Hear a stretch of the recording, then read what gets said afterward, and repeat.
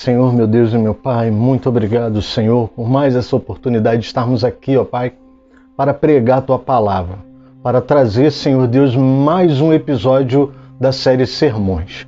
Muito obrigado por esse privilégio, Pai, eu não sou digno. Por isso, Deus, eu te peço, ó Pai, por não ser digno, toma conta dos meus lábios, dos meus pensamentos, do meu coração, e que eu não atrapalhe, Pai, a propagação da Tua Palavra. Abre os nossos ouvidos, abre os nossos olhos, abre o nosso coração, abre a nossa mente, ó Pai, para receber a Tua Palavra. É o que eu te peço. Em nome de Jesus Cristo. Amém. Graças, paz, queridos. Pastor Alexandre, Ministério Caminhos, aqui de volta. Dessa vez trazendo o 4º episódio da série Realidades Trazidas pelo Pecado.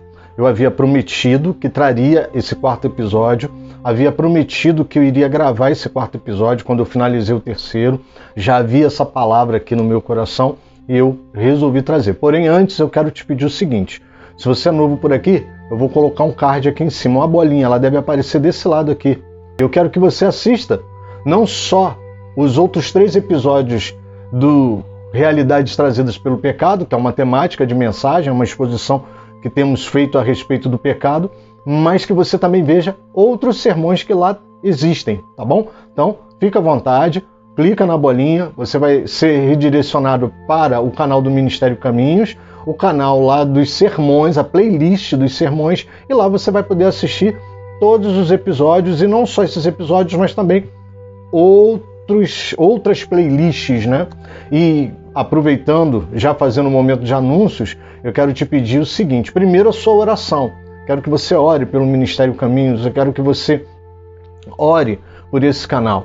Nós temos realmente sentido a necessidade de oração. Por quê, pastor?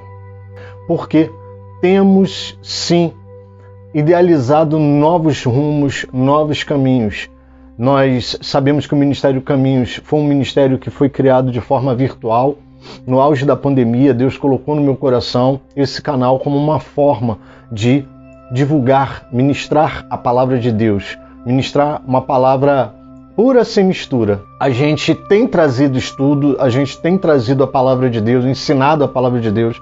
Um dos principais objetivos do Ministério Caminhos é trazer de volta o protagonismo da vida das pessoas através do ensino da palavra. A gente ensina a palavra, a gente traz a palavra viva. Nesse canal a gente busca trazer a palavra do Evangelho. E aí, hoje nós já temos alguns planos de levar esses estudos, essa palavra, para uma dimensão mais pessoal. E eu quero que você ore pelo Ministério Caminhos, ore pela minha vida, para que Deus nos dê as estratégias, mande as pessoas certas, porque a gente já percebe a necessidade de não só atuar no virtual, mas também apoiar pessoas no pessoal. Eu quero que você ore por isso. Inclusive, se você for nas redes sociais, nas minhas redes sociais, você vai ver que eu já comecei colocando algumas postagens sobre uma igreja cristocêntrica. Eu quero que você leia sobre igreja cristocêntrica, entenda o que é uma igreja cristocêntrica. Talvez eu não consiga colocar nesse vídeo, se eu conseguir eu vou colocar o post aqui para que você veja, tá certo? O post e você entenda o que é uma igreja cristocêntrica. Eu quero que você entenda o que é uma igreja cristocêntrica. Eu quero te pedir, compartilhe, por exemplo, esse post sobre a igreja cristocêntrica. Compartilhe. A gente precisa voltar a ter uma autenticidade cristã. A gente tem se deixado levar pela normalidade, pela superficialidade, pelo relativismo. E nessa normalidade, nessa superficialidade, nesse relativismo, a gente acaba esquecendo de quem somos, da nossa identidade, do nosso propósito. Então, por favor, não levem essa palavra como uma palavra talvez incisiva, mas leve essa palavra como uma palavra de preocupação, uma palavra pastoral de preocupação, tá? Eu sei que tem pessoas que têm aversão às redes sociais. Algumas têm, e eu respeito essas pessoas. Só que hoje as redes sociais são um veículo de comunicação, isso é fato. Não tem como correr disso. As redes sociais, elas vieram para democratizar a comunicação. A rede social hoje é a forma que nós temos de alcançar um número maior de pessoas e, claro, ter a mensagem divulgada para mais pessoas. Então, eu sei que tem pessoas que não gostam da rede social e respeito. Eu tenho pessoas, parentes meus que não gostam, não suportam, e não é desse público que eu estou falando. Eu estou falando do público que está inserido na rede social, eu estou falando do público que se decreta cristão, que se declara, que se autodeclara cristão, porém, ele não, na prática, ele não ajuda, ele não divulga, ele não compartilha a palavra de Deus, ele não compartilha, ou então ele é seleto, né? Ele só compartilha essa palavra for do A, que é um super pop gospel, ele só compartilha a palavra se for do B, porque o B é conhecidíssimo, porque o B tem 100 mil seguidores. Eu não estou falando isso aqui, amados, com nenhuma dor de cotovelo não, pelo amor de Deus, tá? Eu estou falando isso aqui porque eu tenho observado isso. E aí depois nós reclamamos porque que falta veracidade nos nossos altares, nós reclamamos porque que falta verdade nos nossos altares, nós reclamamos porque da ausência da espiritualidade nos nossos altares, porque que os nossos altares viraram palcos. Por causa disso, esse comportamento que você tem nas redes sociais é o comportamento que você tem na igreja, é o comportamento que as igrejas adotam nos seus aniversários, é o comportamento que as igrejas adotam. Sim, e aí, o que acontece? Os famosos, sabe por quê? Os famosos trazem número, trazem concentração. E aí, amados, é muito triste ver uma geração que está inserida na rede social, mas não sabe que é usada como massa de manobra para compartilhar aquilo que é importante para um pequeno grupo, tá certo? Então, desculpa falar assim, mas é só um pedido para que você reflita melhor em relação àquilo que você faz nas redes sociais. Tá bom, querido? Então, vamos lá, realidade trazida pelo pecado, parte 4. Como eu prometi, eu vou trazer essa palavra para encerrar essa série de palavras, realidades trazidas pelo pecado. Abra sua Bíblia, não dá para acompanhar sermão, devocional sem Bíblia, tá bom? Abra aí, Gálatas capítulo 5, de 16 a 26. Gálatas 5, de 16 a 26, e diz assim: digo, porém, o seguinte, vivam no Espírito, e vocês jamais satisfarão o desejo da carne, porque a carne luta contra o Espírito, e o Espírito luta contra a carne, porque são opostos entre si, para que vocês não façam o que querem. Mas se são guiados pelo Espírito, vocês não estão debaixo da lei. Ora, as obras da carne são conhecidas, e são imoralidade sexual, impureza, libertinagem, idolatria, feitiçaria, inimizades, rixas, ciúmes, iras, discórdias, divisões, facções, invejas, bebedeiras, orgias, coisas semelhantes a estas. Declaro a vocês, como já antes os preveni, que os que praticam tais coisas não herdarão o reino de Deus. Mas o fruto do Espírito é amor, alegria, paz, longanimidade, benignidade, bondade, fidelidade, mansidão, domínio próprio. Contra estas coisas não há lei. Os que são de Cristo Jesus crucificaram a carne com as suas paixões e os desejos. Se vivermos no Espírito, andemos também no Espírito. Não nos deixemos possuir de vanglória, provocando uns aos outros, tendo inveja uns dos outros. Amém, querido? Bom, como eu já falei, se você for aqui nessa bolinha do cantinho, você vai ter acesso a todos os sermões e vai ter acesso a essa série. Tem 3 episódios antes desse. Eu trouxe algumas palavras aqui, bem emblemáticas em relação ao pecado, e eu trouxe esse título para essa mensagem, para essa série de mensagens, realidades trazidas pelo pecado. O principal objetivo dessa série não era fechar aulas teológicas sobre a martiologia, já falei isso aqui, também não era esgotar o assunto sobre pecado, porque infelizmente, enquanto estivermos em carne, o assunto chamado pecado muito vai nos assediar, muito vai nos perseguir, muito vai nos afetar. Por quê? por causa da queda do homem em Gênesis capítulo 3. Com a queda do homem, a natureza do homem se tornou uma natureza decaída, uma natureza pecaminosa.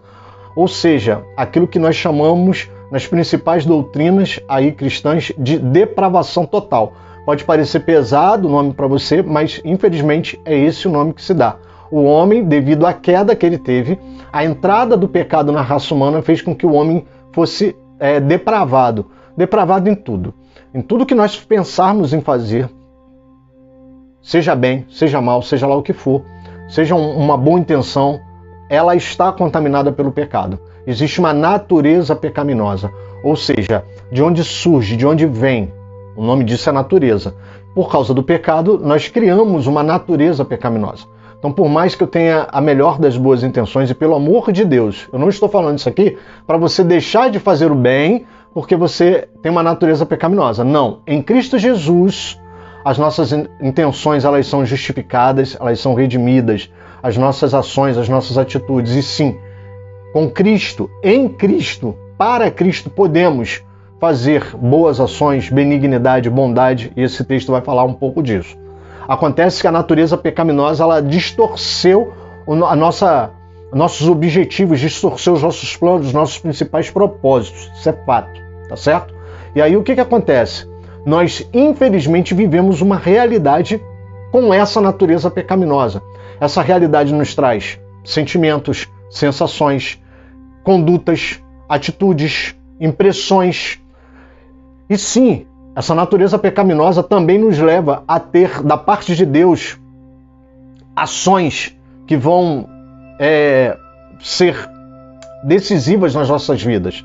Ações que Deus tomou, deu alguns passos na direção do homem. Deus posicionou algumas questões em relação ao homem e nós precisamos responder. Nós precisamos responder a isso.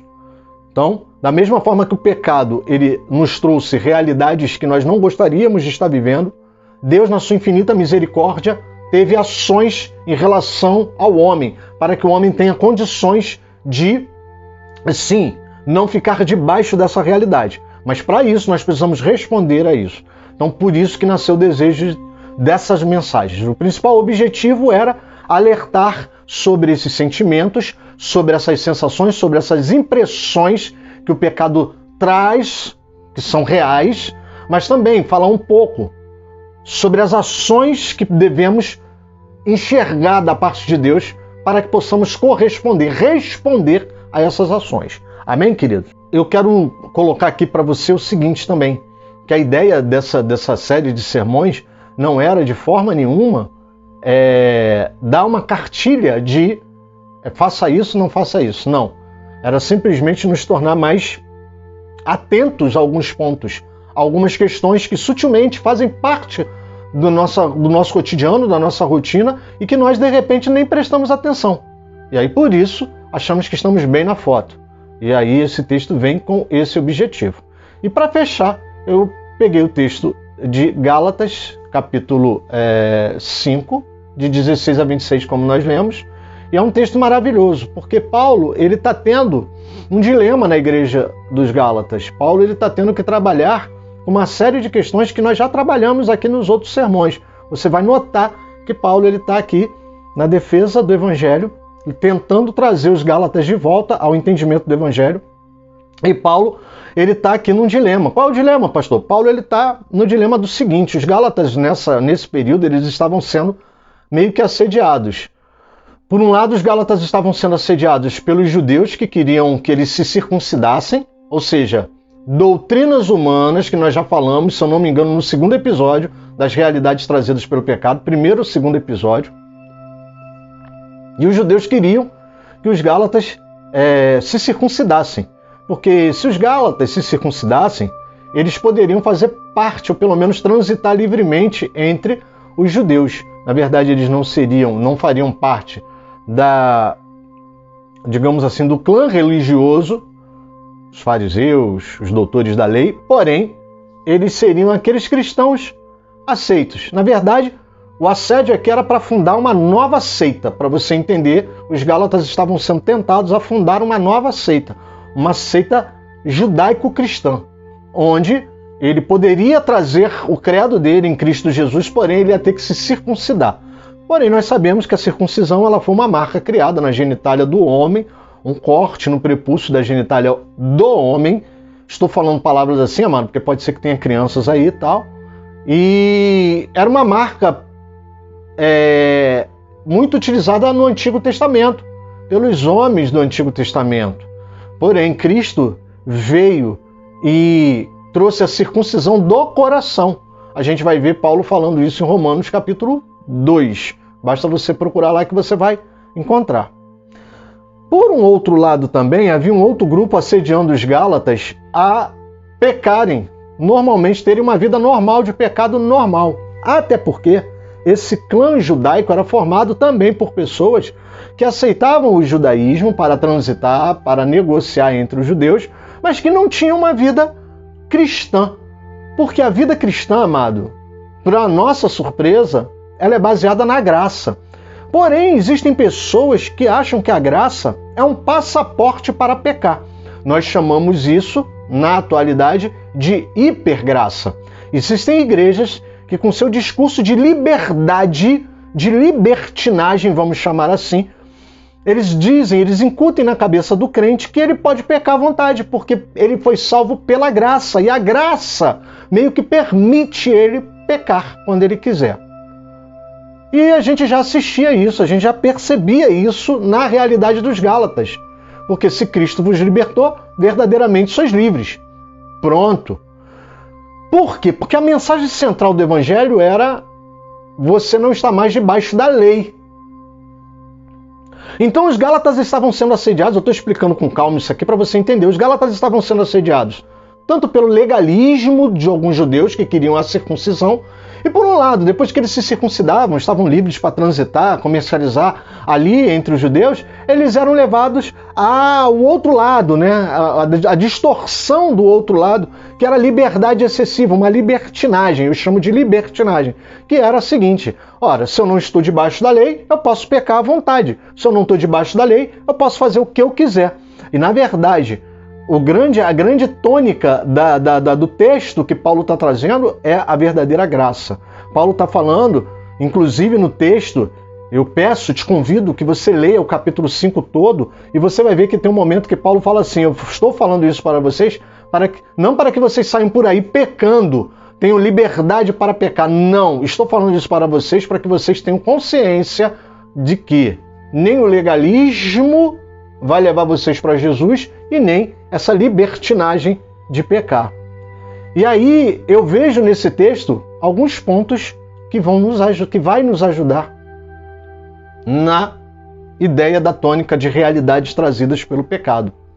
Eu já falei aqui sobre isso, eu já falei aqui nos outros episódios sobre doutrinas criadas por homens, porque o homem, quando cai, ele começa a viver uma realidade que ele precisa buscar pelo seu próprio merecimento a justificação dos seus pecados. Ele começa a inventar doutrinas, e essa era mais uma delas, a circuncisão, agora usada como legalismo, como doutrina de uma nova religião. Ou também, já falei aqui em episódios passados, que o pecado tirou a nossa sensibilidade, o nosso senso, e por isso pecamos, achamos que não estamos fazendo nada demais. Porém, essa palavra é bem sintetizar, bem fechar essa ideia. E eu quero trazer alguns pontos para você aqui. E o ponto número 1, você deve decidir viver no Espírito. Paulo começa no verso 16 falando assim: digo, porém, o seguinte: vivam no Espírito e vocês jamais satisfarão os desejos da carne. Ou seja, essa é uma realidade trazida pelo pecado, só que aqui é um ponto que Deus vai nos trazer essa orientação. Por quê? Por causa da nossa natureza pecaminosa. Por causa da minha natureza pecaminosa, por causa da sua natureza pecaminosa, porque pecamos em Adão, lá na queda do Éden, Gênesis capítulo 3, nós precisamos viver no Espírito. Paulo vai dizer: vivam no Espírito e vocês jamais satisfarão os desejos da carne. Uma das nossas maiores brigas, eu vou falar daqui a pouco, é que a gente luta, jejua, ora, vai para a igreja, pega a Bíblia, lê a Bíblia, faz devocional, corre atrás, mas infelizmente a gente escorrega, a gente dá um deslize, a gente cai de vez em quando. E calma, tem dois lados nisso aqui. Eu vou te explicar o primeiro lado, nesse primeiro ponto: viva no Espírito. Essa é uma realidade que o pecado trouxe para nós. Se você quiser ter vida em Deus, você precisa viver no Espírito. Porque quem vive no Espírito não satisfaz a concupiscência, os desejos da carne. A questão é que quando a gente vive nesse tropeço, a gente, infelizmente, não está vivendo no Espírito plenamente. Eu falei em Estudos e Confrontos, episódio 32, eu falei que eu vi uma mensagem da Helena Tanuri, eu não sei quanto tempo tem a mensagem, eu não sei quando foi que ela pregou essa mensagem, mas eu achei muito interessante a Helena Tanuri explicando que é um crente carnal. Crente carnal é um crente menino, é um crente que não cresce, é um crente carnal. Ele é tendencioso às coisas da carne, ele gosta das coisas da carne. Ele se inclina para as coisas da carne. Porém, a Bíblia nos mostra que você pode se inclinar para as coisas da carne, mas também você pode se inclinar para as coisas do Espírito. E por isso ele vive pecando, porque ele é carnal, ele não é espiritual. A partir do momento que ele começa a ser espiritual, ele começa a entender que ele não vai pecar, não porque ele não conheça, não sofra a influência do pecado, mas porque ele começa a entender no seu íntimo, uma conscientização mesmo, ele começa a perceber que não vale a pena pecar. Ele começa a amar tanto o seu Deus que ele não quer desapontar esse Deus. Ele começa a amar tanto esse Deus que ele começa a entender a sua natureza real. Ele começa a entender o propósito para o qual ele foi criado. E aí, quando ele entende de fato, ele começa a falar, não vale a pena, eu não quero contrariar o meu Deus, eu não fui criado para isso, eu não sou mais escravo do pecado. Eu não vivo debaixo do domínio do pecado. E aí ele começa a fazer a vontade de Deus. E ele começa a viver no Espírito. Por isso que Paulo vai afirmar no verso 16, com tanta confiança que vivam no Espírito e vocês não vão satisfazer o desejo da carne. Parece fácil quando Paulo fala, não, é uma coisa automática mesmo. Se eu começo a viver no Espírito, eu começo a entender a vontade do meu Deus. Eu começo a caminhar com o meu Deus. Na verdade, viver no Espírito é fazer o caminho contrário do Éden. É fazer o caminho contrário de Gênesis capítulo 3. Lá o homem pecou e se afastou de Deus. Quando eu vivo no Espírito, eu sou conduzido, eu sou reconduzido novamente a esse relacionamento com Deus, aquele relacionamento que acontecia em toda a viração do dia. E a partir do momento que eu tenho um relacionamento com Deus, o que acontece também? Eu começo a ter um entendimento, uma visão de quem é o meu Pai. Identidade, idêntico ao Pai. Eu começo a voltar a ter a imagem e semelhança do Pai. E aí, por entender quem é o meu Pai, por entender que eu fui feito à sua imagem e semelhança, por entender o meu propósito dentro do plano divino, por entender quem eu sou, quem eu era, do que eu precisava, do quanto eu necessitava dele, eu não sinto mais prazer em pecar contra ele. Eu sinto prazer em fazer a vontade dele. Por isso que eu não satisfaço o desejo da carne. Uma vez que Cristo morreu, nós morremos com ele. A questão é que nós dizemos que acreditamos em Jesus, mas não morremos com Jesus. E por isso que às vezes não conseguimos viver no Espírito, porque a nossa carne está muito viva. Colossenses capítulo 3, já usei esse texto aqui nessa série de sermões, fazei, pois, morrer a vossa natureza terrena. É impossível eu viver no Espírito se eu não ponho a minha natureza terrena para morrer. É impossível eu viver no Espírito se eu não pego a minha cruz e sigo, se eu não renuncio à minha própria vontade e sigo Jesus. E quem pega a cruz e segue Jesus está seguindo para o Gólgota. Você consegue compreender isso? Paulo vai falar em Romanos capítulo 6, 10. Pois, quanto a ter morrido, de uma vez para sempre morreu o pecado, mas quanto ao viver, vive para Deus. Então, querido, veja que Paulo aqui demonstra caminhos inversos. Quanto ao morrer, você morreu para a carne, mas em viver você vive para Deus.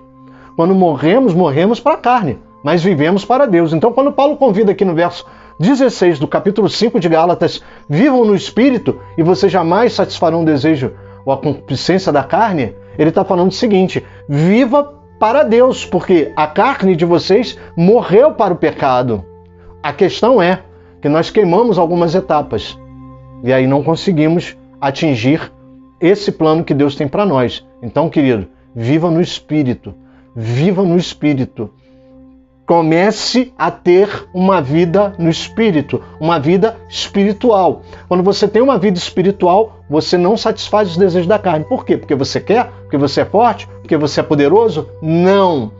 Significa que você está vivendo com Deus, você está ocupando o seu tempo com Deus, você está adorando a Deus, você está se enchendo do Espírito Santo de Deus. Logo, não há espaço para satisfazer a concupiscência da carne. Você começa a entender quem é o seu Deus e você não quer desagradar esse Deus, porque o amor de Deus nos constrange, nos invade e nos conscientiza de que não vale a pena ter uma vida longe de Deus. Amém, querido? Esse é o primeiro ponto. Segundo ponto desse sermão. Você precisa entender que a vida no Espírito, que Paulo fala no verso 16, é uma guerra constante contra a carne. Essa é uma outra realidade. O pecado, para que eu possa me ver livre do pecado, dessa realidade, eu preciso viver no Espírito. Ponto número 1, que eu acabei de explicar. Viva no Espírito e você jamais satisfará o desejo da carne. Só que você precisa entender que não é tão simples na prática. A decisão de viver no Espírito é uma decisão que começa com simplicidade. É uma decisão que começa com pequenos passos. É uma decisão que começa com pequenas atitudes. E o sobrenatural é feito por Deus. Mas você precisa, sim, ter a atitude de viver no Espírito, se encher de Deus. Porém, o que acontece quando a gente começa a viver no Espírito? A gente acha que tudo vai se abrir automaticamente, que as portas vão se abrir, tudo vai se abrir automaticamente. Eu vou ter uma vida automática. Eu vou chegar, já viu aqueles laboratórios que os caras vão andando e a porta vai abrindo? A porta vai abrindo? A gente pensa que viver no Espírito é isso. E aí nós não nos preparamos para as oposições. E aí isso traz frustrações, isso traz queda, isso traz deslize, isso traz aquilo que a gente chama de interrupção do processo. E é tudo que o diabo tem feito nas nossas vidas, ele tem lutado para interromper os processos. Bom, o segundo ponto que eu quero te trazer está no verso 17. Paulo vai falar assim, porque a carne luta contra o Espírito e o Espírito luta contra a carne. Você consegue perceber que há uma oposição? Paulo vai falar, olha, porque a carne luta contra o Espírito luta contra a carne, porque são opostos entre si, para que vocês não façam o que querem. Ora, prestem atenção, Paulo vai falar assim, ó, em Romanos capítulo 7, verso 19. Paulo vai dizer assim, ó, porque não faço o bem que eu quero, mas o mal que eu não quero, esse eu faço. Ora, o que é isso? Paulo está numa crise de identidade? Paulo está tendo uma crise de personalidade? Ou seja, Paulo não consegue fazer o bem? Como é que é isso? Não, querido, isso é a nossa realidade.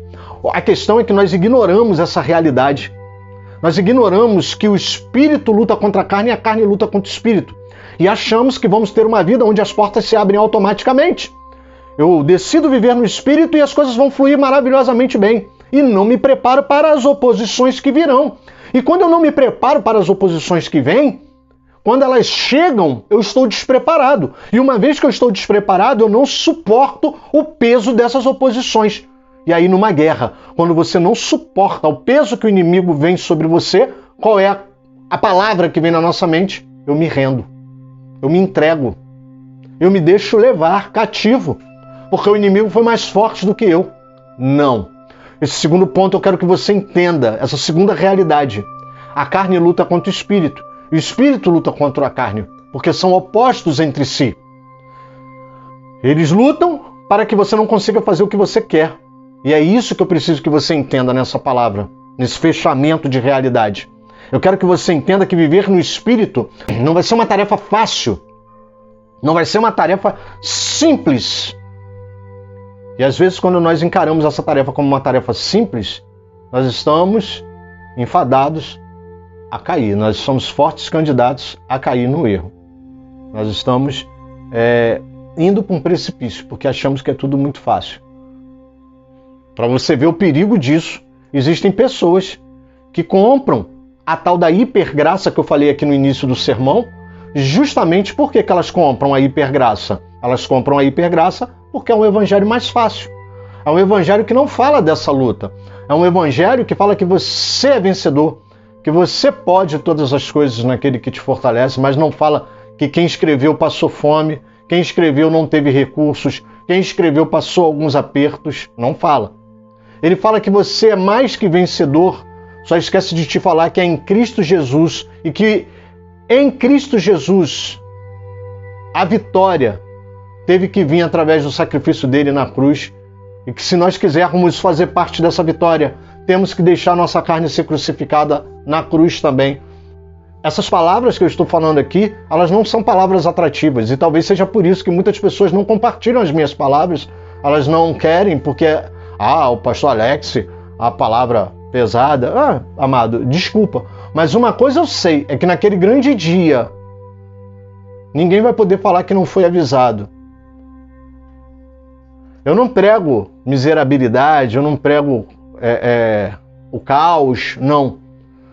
A questão é que nós sempre queremos pegar atalhos. Nós sempre queremos o caminho mais fácil, o caminho sem oposição. Eu prego vitória, eu prego bênção, eu prego prosperidade.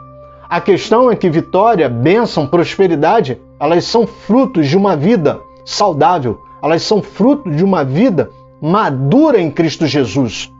Só que para atingir essa vida madura em Cristo Jesus, não tem jeito, eu preciso crescer. Crescer dói, porque tem um processo. E hoje, a nossa maior tentação é de não respeitar os processos, é de queimar etapas, queimar processos, para poder chegar mais facilmente aos meus objetivos.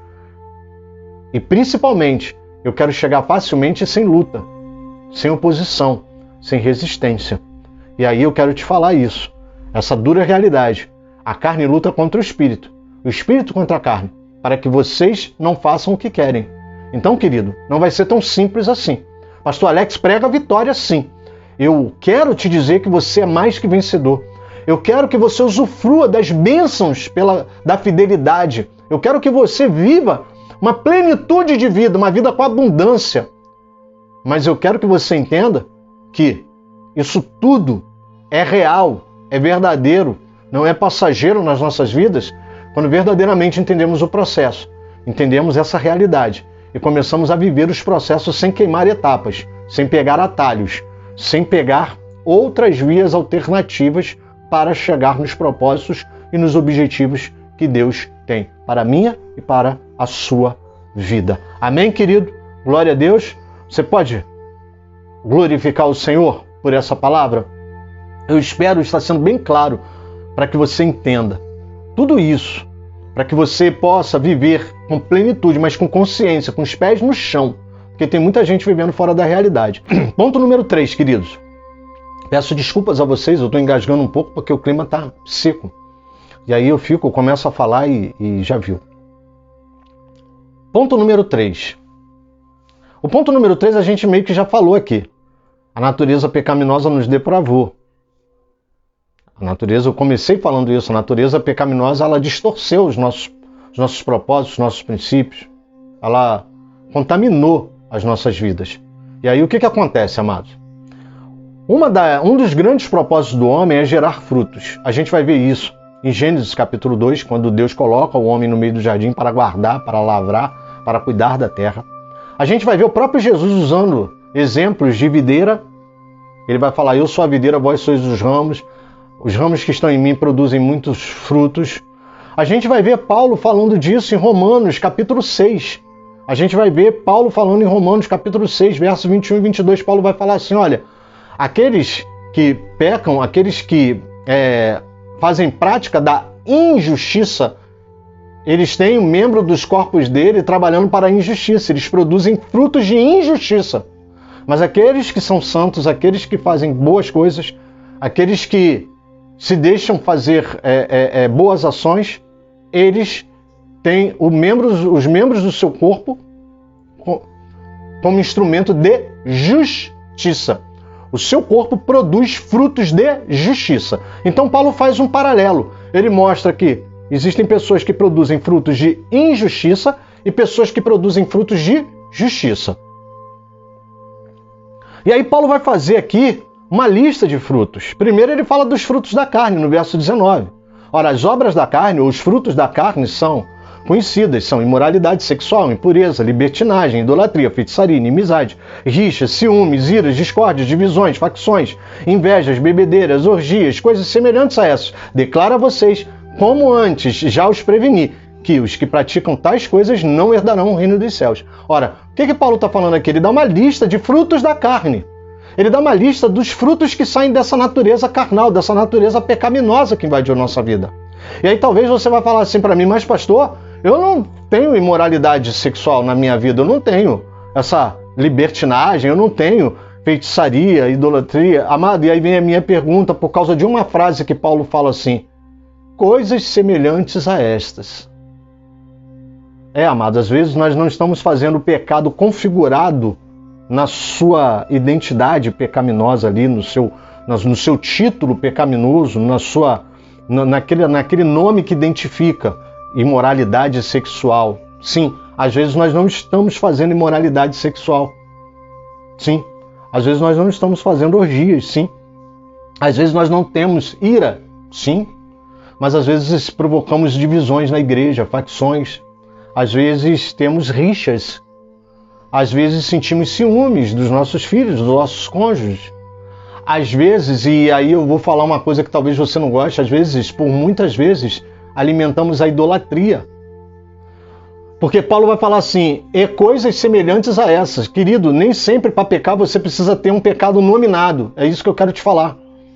Você não precisa ter uma ficha lá, você não precisa estar fichado. Imoralidade sexual, como se fosse uma ficha de delegacia. Não. Coisas semelhantes a estas. Coisas semelhantes a estas. Então, para pecar, você não precisa necessariamente ter um pecado rotulado. Quando você faz atitudes que vão desaguar, que vão provocar, que vão trazer como consequência algumas dessas características que Paulo nomina do verso 19 ao verso 21, saiba, você está pecando. Ele fala de inveja. Ele fala de inimizades. Ele fala de idolatria. Amados, só abrindo um parênteses, se você estiver escutando um som, eu nunca sei como o som que vem de fora, ele está batendo no microfone. Talvez você esteja escutando, é porque eu estou com as janelas abertas, tá? E aí o barulho vem e acaba invadindo. Então você me perdoa, porque fica muito quente aqui. Tá legal? Tranquilo? Bom, então você não precisa estar fazendo um pecado nominado. Você simplesmente pode estar fazendo coisas semelhantes a essas. E aí quando você está fazendo coisas semelhantes a essa, sem querer você está em pecado. E aí Paulo faz um paralelo. No verso 22, Paulo vai falar assim para você, mas o fruto do Espírito é amor, alegria, paz, longanimidade, benignidade, bondade, mansidão, domínio próprio. Contra estas coisas não há lei. O que Paulo está falando aqui? Paulo está, de certa forma, reescrevendo para os Gálatas aquilo que ele escreveu aos Romanos, capítulo 6, 21 e 22, que ele fala de frutos da carne e frutos do Espírito. O que eu quero falar com isso? Eu quero te falar o seguinte, amados, que infelizmente, nesse terceiro ponto, o homem, devido à natureza pecaminosa, ele deixou de dar bons frutos para dar maus frutos. O homem deixou de produzir bons frutos para produzir maus frutos. E aí, como nós sabemos que somos produtores, infelizmente somos produtores de maus frutos, precisamos ter o cuidado de não deixar de produzir o fruto do Espírito. Leia Gálatas 5, 22, 10, 20, 30 vezes, até que você decore os 9 gomos do fruto do Espírito. Paz, amor, alegria, longanimidade, benignidade, bondade, fidelidade, mansidão, domínio próprio. Você precisa ter decorado o fruto do Espírito. Se você não decorar o fruto do Espírito, você acaba se perdendo naquilo que você pratica, nas suas ações. E eu te convido a fazer esse exercício. Decore o fruto do Espírito, os 9 gomos do fruto do Espírito. Decore. Se você conseguir decorar esses 9 gomos, você vai começar a perceber nas suas atitudes a oportunidade de exercer, de deixar fluir, de deixar brotar o fruto do Espírito. Lembre-se, você é um ramo ligado à videira. De você vai sair um fruto. Cabe a você escolher qual vai ser o fruto que você quer que saia. Fruto do pecado ou o fruto do Espírito? Amém, querido? Melhor. Paulo vai dizer que contra essas coisas não há lei. Contra essas coisas não há lei. Geralmente, quando nós pecamos, nós temos a lei para nos apontar. Mas quando nós produzimos fruto do Espírito, não há lei. Essa é a boa notícia, não há lei. Não há lei contra isso. No verso 18, Paulo fala assim, né? Do capítulo 5, no verso 18, Paulo vai falar que quem é guiado pelo Espírito não está debaixo da lei. Quem é guiado pelo Espírito não está debaixo da lei. Quando eu produzo o fruto do Espírito, eu não sou enquadrado na lei, eu não sou condenado pela lei. 1 Timóteo capítulo 1, verso 9 vai dizer o seguinte: tendo em vista que não se promulga a lei para quem é justo, mas para os transgressores e rebeldes, para os ímpios e pecadores, para os iníquos, profanos, para os que matam o pai ou a mãe, para os homicidas. Ou seja, a lei é para os malfeitores, para aqueles que se enquadram, para aqueles que erram e erram feio. Não que nós somos bonzinhos e estamos acima dessa lei, não. A questão é que quando eu produzo fruto do Espírito, as minhas ações, elas se diferem de uma vida carnal. Eu não me torno melhor, eu não me torno superior. É isso que muita gente confunde. Quando eu tenho uma vida no Espírito, eu produzo o fruto do Espírito. Isso não vem de mim, é dom de Deus. E aí o que acontece? Eu não me torno melhor, eu me torno diferente. Tão diferente que a lei não consegue me enquadrar. Não há como enquadrar o fruto do Espírito na lei, porque vem de Cristo Jesus. Amém, querido? Glória a Deus. Quarto ponto. Paulo vai falar no verso 25 o seguinte: se vivermos no Espírito, andemos também no Espírito. Ou seja, vê se você vai conseguir compreender isso aqui. Parece uma redundância que Paulo está colocando. Se vivemos no Espírito, andemos também no Espírito. Mas pastor, lá no verso 17 ele já não falou para a gente viver no Espírito? É verso 17, 16. Vivam no Espírito. E ele agora manda andar no Espírito. E se ele está reforçando a ideia. Tá, inicialmente, quando a gente lê de cara, parece que Paulo está reforçando, mas não. Uma curiosidade aqui para que você entenda. O verbo utilizado no viver no Espírito fala de postura, de decisão, estilo de vida. Você decide ter um estilo de vida espiritual. Você rejeita as coisas carnais. Você leva uma vida no Espírito. Andar no Espírito é um outro verbo. O andar aí, na tradução mais próxima do grego, é andar em fila, um atrás do outro, seguindo, guiado pelo líder. Paulo está convidando os Gálatas não somente a ter uma vida no Espírito, ou seja, um estilo de vida espiritual, mas obedecer às ordens do Espírito. Talvez você conheça pessoas que são assim. Existem pessoas que são crentes, são uma bênção. Elas aceitam Jesus como Salvador, elas vão para a igreja, elas começam a viver uma vida plena. Porém, de vez em quando elas dão umas vaciladas assim, você não tem como explicar. Você fala, poxa, fulano estava indo tão bem. O que aconteceu com fulano? Por que ele está assim? Por que ele está desse jeito? O que aconteceu com ele? Porque às vezes ele está vivendo uma vida no Espírito, mas algumas vezes ele não anda no Espírito, ou seja, ele não obedece, ele não anda no Espírito Santo. Espírito Santo é maiúsculo. Você consegue compreender a diferença? Você consegue compreender? Eu vou te dar um exemplo. É como se você se tornasse militar.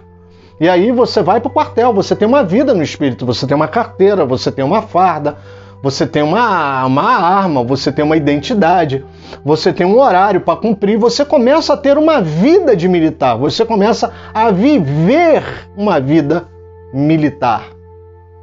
Porém, toda ordem que você recebe do seu superior, ordens diretivas, algumas delas você desobedece. Entenderam agora o exemplo? É quando o teu líder, o teu chefe, o teu comandante vira e fala assim, olha, vá para tal lugar. E você simplesmente, não vou não. Fulano, vai para mim. Você consegue compreender? Paulo está conclamando no verso 25 os Gálatas a não só ter uma vida no Espírito, um estilo de vida no Espírito, mas que andem guiados pelo Espírito, em fila única, atrás um do outro, sendo guiado pelo Espírito. Nós temos sido bombardeados por mensagens, por palavras, onde os pregadores, eles insistem em nos fazer achar que nós somos donos dos nossos próprios narizes, que nós precisamos viver aqui e agora, como se amanhã não tivesse mais nada para ser vivido, como se nós não tivéssemos a eternidade pela frente. Infelizmente tem pregadores que têm levado o povo a esse engano, a esse engodo, e aí sabe o que acontece, amado? Nós, para sermos aceitos naquela comunidade, até vivemos no Espírito. Aceitamos Jesus, vivemos no Espírito, porém, entretanto, todavia, não nos deixamos ser conduzidos, não andamos no Espírito, em fila, um atrás do outro, sendo guiado por o líder, que no caso é o Espírito Santo. Romanos capítulo 8, verso 14, verso 15 vai dizer o seguinte: pois todos os que são guiados pelo Espírito de Deus são filhos de Deus. Olha a marca. Todos os que são guiados pelo Espírito de Deus são filhos de Deus. Essa é a marca, é o que testifica, tá certo? Verso 15. Porque vocês não receberam um espírito de escravidão. Olha a libertação que eu falei aqui no início do sermão. Para viverem outra vez atemorizados, mas receberam o espírito de adoção, por meio do qual clamamos Abba Pai. Então você consegue entender aqui? Calma que vai vir outro versículo. Você consegue entender que quem anda guiado pelo Espírito Santo de Deus é filho, e quem é filho clama Abba Pai, ele tem uma intimidade, ele tem um relacionamento, mas não basta ter esse estilo de vida, ele precisa ser obediente ao Espírito, obediente a Deus. E aí 1 Pedro capítulo 1, verso 14 e 15 vai dizer o seguinte: como filhos obedientes, não vos conformando com as concupiscências que antes havia em nossa ignorância, mas, como é santo aquele que vos chamou, sede vós também santos em toda a vossa maneira de viver. Ou seja, amados, não basta só viver no Espírito. Isso é importante. É aí que eu consigo romper os vínculos com o pecado. Mas eu preciso permanecer. Eu preciso continuar caminhando no Espírito. Eu preciso obedecer. Por quê? Porque quando eu escolho viver no Espírito, eu me submeto. Mas se eu vou obedecer ou não, é só a caminhada. É o andar no Espírito que vai determinar se eu sou obediente ou não, se eu sou um filho obediente ou não, se eu quero ser santo ou não. É a santificação. Então, amados, quarto ponto que eu quero que você entenda. Se vivemos no Espírito, andemos também no Espírito. Verso 25. Você nunca mais vai ler esse verso da mesma forma que você lia. Amém, querido? Nunca mais você vai ler esse verso da mesma forma. Você agora está entendendo esse verso com plenitude. Viver no Espírito é a opção do estilo de vida. Andar no Espírito é obedecer àquele que determina como será a sua vida. Tem gente que vive, mas não obedece. E tem gente que acha que obedece muito, mas não vive, tá? Aí são os legalismos inventados pelos homens, aquela coisa toda. Quinto e último ponto para a gente encerrar. Não destrua o seu próximo. Que é isso, pastor? Não, o senhor está falando de espírito? O senhor está falando de vida no espírito? Agora, o senhor vem falar do próximo, do amor ao próximo? Sim. Porque no verso 26, Paulo vai falar assim: não vos deixemos possuir de vanglória, ou seja, vaidade, vanglória, a minha própria glória, provocando uns aos outros. O que é provocar uns aos outros? Tendo inveja uns dos outros. Essa é uma outra realidade que o pecado trouxe para nós. Essa é uma outra realidade que o pecado trouxe para nós. Eu já falei, eu já esbarrei nela nos outros sermões, mas eu quero que você entenda melhor isso. Essa é uma outra realidade que o pecado trouxe. Quando nós fomos criados à imagem e semelhança de Deus. Tanto todos nós, eu, você que está me assistindo, nós temos a imagem e a semelhança de Deus. Muitos crentes, alguns crentes enjaulados, como fala o meu amigo pastor Léo, gostam de falar que não, que nós não temos, tá? Nós temos, está lá. Façamos o homem à nossa imagem e semelhança.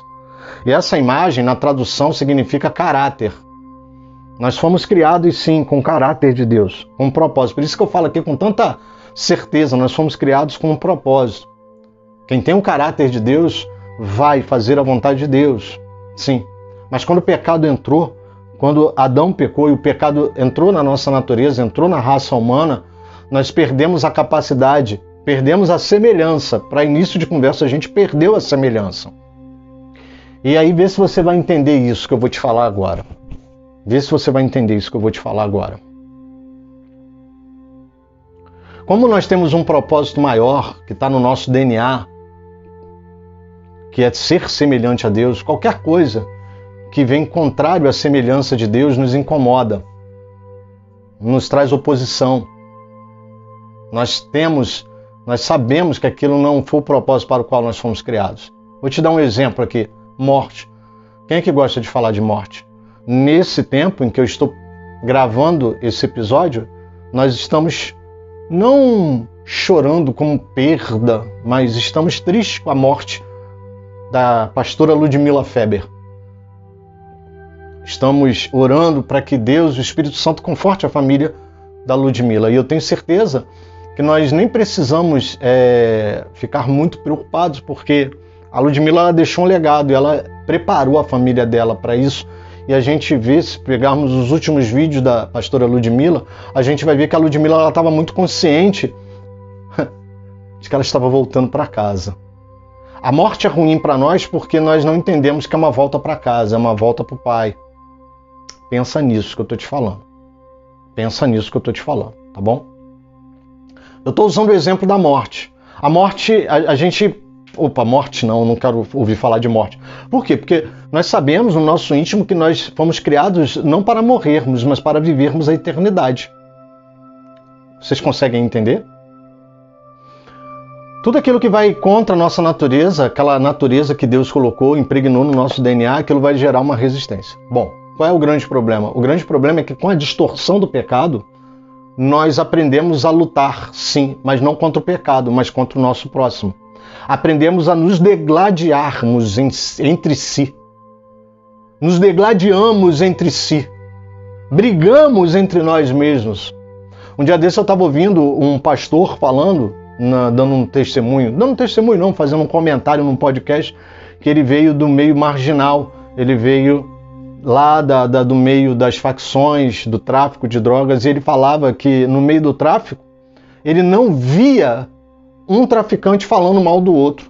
Ele não via um cara da mesma facção falando um mal do outro, mas que ele percebe que na igreja, no meio dos crentes, um crente gosta de falar mal do outro. E é isso que eu quero que você entenda. Infelizmente, como nós perdemos a semelhança de Deus, nós perdemos o vínculo com o nosso semelhante. E aquilo que para nós deveria ser uma semelhança, seja aquela que vem impregnada no nosso DNA da parte de Deus, seja contaminada pelo pecado, essa semelhança deveria ser entendida como semelhança, mas não.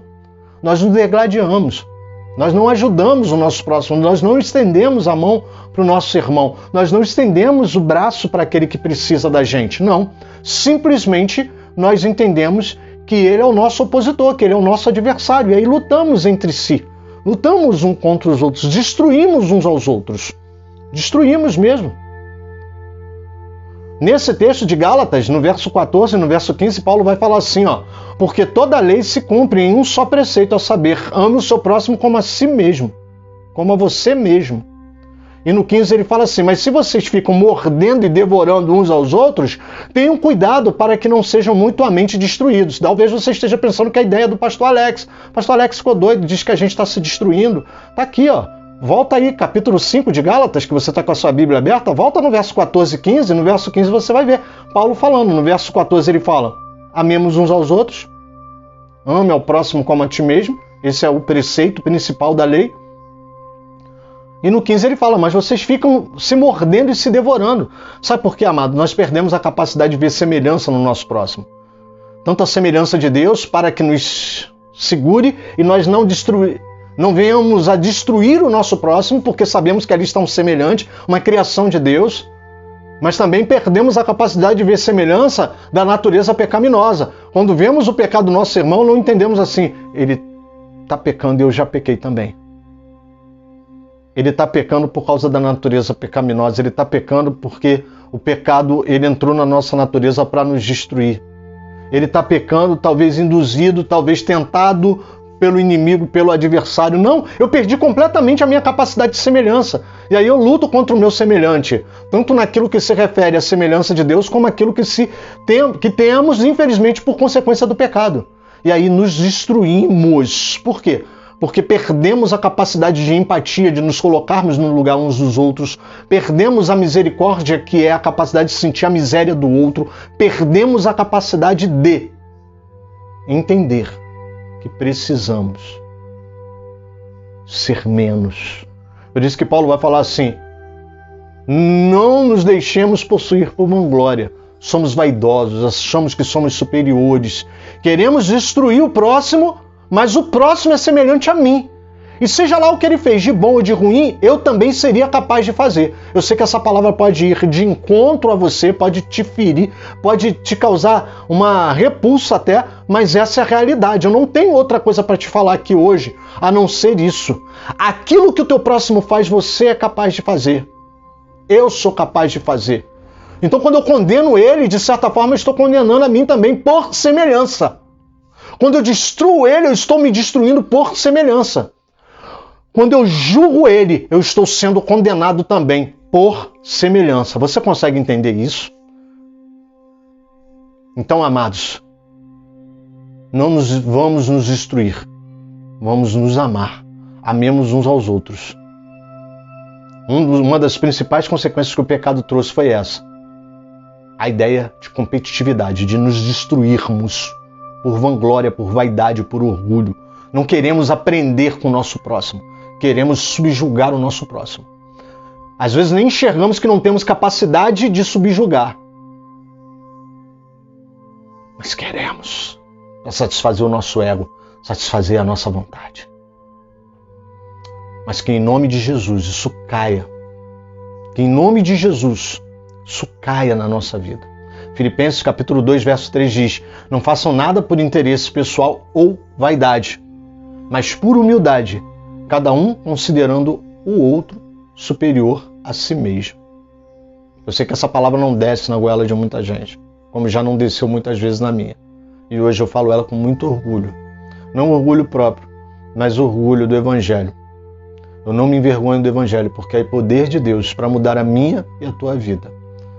Amados, que possamos encerrar essa série entendendo os 5 pontos. Primeiro, viva no Espírito. Se você viver no Espírito, você não vai se submeter às vontades da carne. Segundo, não é uma tarefa fácil viver no Espírito, porque a carne milita contra o Espírito milita contra a carne. Então entenda que você, para viver no Espírito, vai ter resistência, você vai ter uma guerra e você vai vencer em Cristo Jesus somente. Entenda o terceiro ponto, que você produz frutos. Agora, se você vai produzir frutos da carne ou fruto do Espírito, você precisa começar a entender isso e a escolher que fruto você quer produzir. 4, que você não só viva no Espírito, mas que você ande no Espírito em obediência. E 5, que você ame o seu próximo, porque amando o seu próximo, você está cumprindo o principal preceito da lei de Cristo. Amém, querido? Que Deus te abençoe, que essa palavra possa te abençoar e que eu possa te ver aqui novamente no próximo sermão. Amém, querido? Que Deus te abençoe. Que essa série de palavras de realidades trazida pelo pecado possa te ajudar em maturidade, para que você possa aprender a lidar com algumas facetas que as realidades que o pecado trouxe para as nossas vidas tanto nos enganam. Amém, querido? Que Deus te abençoe. Não deixe de orar por mim, pelo Ministério Caminhos, e fica com Jesus, querido.